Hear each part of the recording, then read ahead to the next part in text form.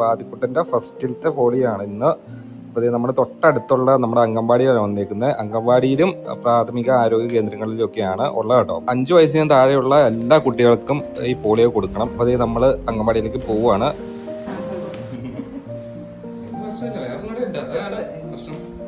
ഒട്ടും തിരക്കൊന്നുമില്ലായിരുന്നു. ഇന്ന് രാവിലെ മുതൽ പോളിയോ ഉള്ളതുകൊണ്ട് തന്നെ ക്യൂ ഒന്നുമില്ല കേട്ടോ. അപ്പോൾ അത് ഫസ്റ്റ് നമ്മൾ ആദ്യക്കുട്ടനാണ് കൊടുക്കുന്നത് കേട്ടോ. ഇവൻ മരുന്ന് കുടിക്കാൻ ഇപ്പൊ കുറച്ച് മടിയാണ്. നേരത്തെ ഒക്കെ കുടിക്കുമായിരുന്നു കേട്ടോ, നല്ലപോലെ മരുന്ന്.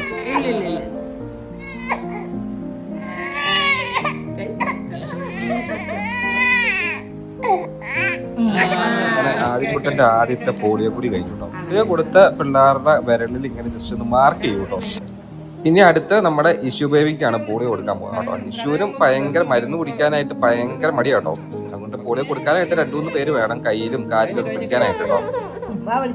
അപ്പത്തേക്ക് ഇഷു ബേബിക്കും 2 തുള്ളി ഒഴിച്ചു കൊടുത്തു.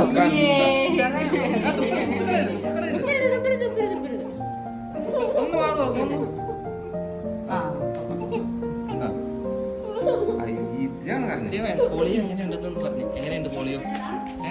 നല്ലതല്ലേ?